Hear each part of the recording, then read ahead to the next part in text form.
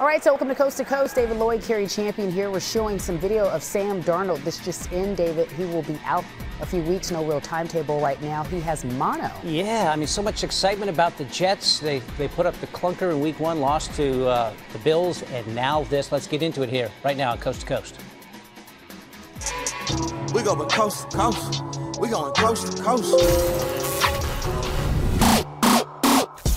The one thing that will determine the winner of the battle between Cam and Jameis. We have it for you. Plus, what has to happen in Dallas for Dak to get his new deal? An update on negotiations. And why losing defensive playmakers to the NFL won't be a big deal this year for Clemson. Sports Center, coast to coast. It's where you come when you want the most. Yeah. Every city, every state and time. Get ready, we about to break it down. I'm short and I can't throw. Bad combination. The breaking news into SportsCenter, Sam Darnold has been diagnosed with mono and will not play Monday night when the Jets host the Browns. Trevor Siemian will get the start in Darnold's absence, and he could be out a while. With mono, the spleen gets enlarged and is more likely to rupture if it gets hit, so that becomes very dangerous. Here's Adam Gase today. 14 has mono and will be out for this game. So Trevor will be starting, and Luke Falk will get elevated at some point and be the backup. So that would be that. Mono is like a month-long thing where it can last several weeks because like something swells in the Oh, I'm aware. So is this going to be more than just a 1 week thing then? It looks like it. Good thing we got the early bye week. 14 has mono. Chilling words for Jets fans. Let's bring in our Jets reporter, Rich Cimini, now from the complex. So Darnold didn't play particularly well on Sunday. Has he been feeling sick for some time now, Rich? How long has this been going on? You're right, David. He had a lackluster performance on Sunday against the Bills, but I think the entire offense was lackluster. And the Jets claim that he was feeling okay physically on Sunday, but I can tell you this. I know Tuesday evening, he was supposed to do an event in New York City with Joe Namath that had been planned for months. It was actually an ESPN run event, and he called in sick Tuesday afternoon and said he couldn't make it. You know, knowing Darnold personally, you know that he had to be down under the weather for him not to show up to that event. And then on Wednesday, he showed up to the Jets. They sent him home with what they called strep throat. He didn't practice yesterday. And then, of course, the bombshell comes today from Adam Gase. He actually went to Darnold's apartment last night, which is less than a mile from where I'm standing, and broke the diagnosis to him in person. Everybody's scrambling, trying to figure out what does mono mean for a quarterback in the NFL. So give us the factors at play and the timetable for his return. Well, the best we can say now is he'll be out indefinitely. Adam Gase, as he alluded to earlier, he said it looks like it's going to be multiple weeks. They have the Browns, of course, on Monday night. Then they go at New England, and then they have that early bye week that Adam Gase was referring to. So that will help, and they come right back out of it, and it's a really difficult schedule at Philly and home against Dallas. So we're looking at several weeks. Anyone who's had a family member who's dealt with mono knows it could be several weeks before you get over that fatigue. Weight loss also is very concerning to Darnold. Gase said he's already lost 5 pounds, his quarterback, over the last couple of days. They are sending meals to his apartment so he could keep the weight on. They don't want him coming into the facility, quite obviously. Hey, the bad news isn't contained in Sam Darnold's situation. At the risk of piling on here, Le'Veon Bell not practicing. What's going on with him? Le'Veon Bell is getting an MRI this afternoon. They're calling it shoulder soreness. Gase didn't seem overly alarmed. He said it's more of a precautionary thing, but they want to check it out. On the other hand, you usually don't send a player for an MRI unless there's a thought that it might be something there. So he's not practicing.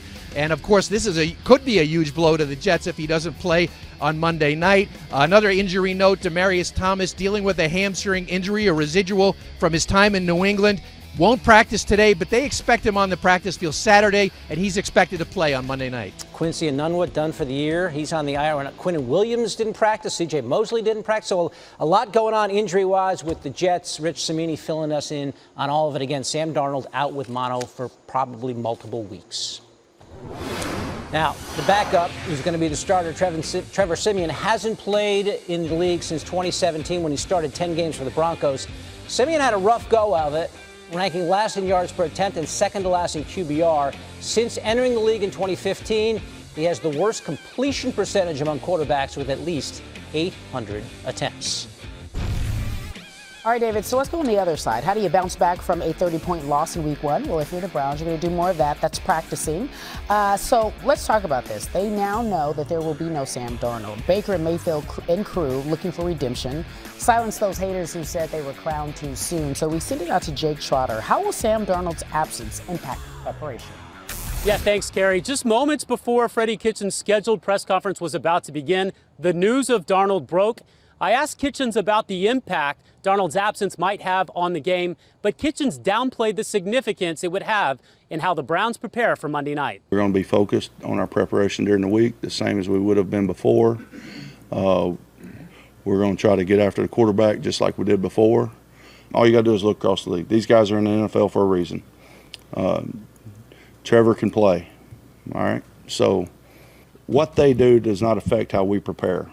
All right, we're going to prepare and we're going to concentrate on ourselves, with ourselves getting better, ourselves playing smarter, ourselves playing tougher.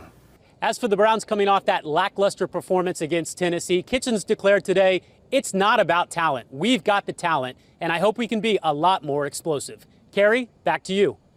All right, I hear Coach Freddie, tougher, smarter. Sam Darnold's diagnosis has caused some movement out of Vegas. According to Caesars, Cleveland is now favored by 3 points, so that sounds like a comeback, on the road against New York. This would be the largest road favorite spot for Cleveland since 1995, when a guy by the name of Bill Belichick was the coach. David. Carrie, we got Thursday Night Football, NFC South matchup, Bucs at the Panthers, and a matchup of Heisman winners Cam Newton and Jameis Winston. The Panthers lost week one close game against the Rams, the NFC champs. Cam Newton's 7th straight loss. On the bright side, he is 5-1 at home against Tampa Bay. As for Jameis Winston, well, he's lost 5 straight starts, and his Achilles heel very much on display last week. Winston with 3 picks, including 2 pick sixes. Since entering the league, he's thrown more interceptions than anyone else and is tied for most fumbles in that time. It is high time to start winning tonight in Charlotte. We approaching that week with the same objective, and that's to win. So we got to go out there and play a great, clean game to beat these guys. Man, I just want to win. I don't care. I just want to win. In the worst way. Straight up. I don't care if I throw a ball at all. If handing the ball off to C-Mac or whoever, just want to win, man. All Cam and Jameis have done lately is lose. This is the first matchup between quarterbacks taken #1 overall who are on losing streaks of 5 games or more since 1967. Turnovers have been a problem for each guy. Winston, 6 interceptions in his last 5 games, including 2 pick sixes in week 1.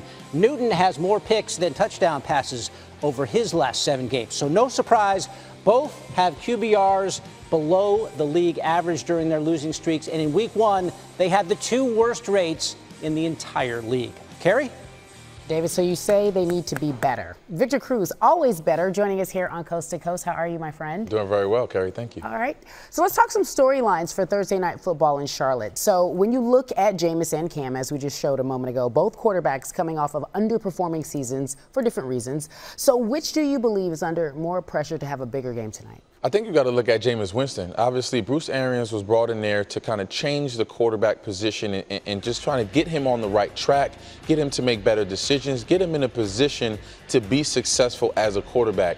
And I think when you look at week 1 and having 3 interceptions, it kind of looked like the Jameis Winston of old. It kind of looked like what we were used to seeing from Jameis in years prior. So I think under the most pressure, you got to look at Jameis Winston. He's got to be better this week, throw more accurate footballs, get the ball to his playmakers, and just show that he's taken the next step in the maturity level as a quarterback in this football league, because judging from week 1, it just hasn't done so.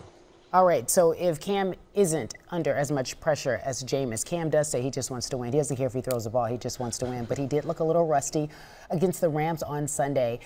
Let's talk about his physical health, shall we? How concerned are you about his health and his ability to stay healthy going forward? I'm a little concerned mainly because of his playing style. Obviously, he's a quarterback that likes to throw the football, but what he does best also along with that is the things he does with his legs and running with the football in his hands. And when plays break down, he makes things happen with his legs, which sometimes lead to injuries, right? Lead to big hits on the perimeter. So I'm a little worried about that. I think Cam has to do a better job of just getting the ball to his playmakers.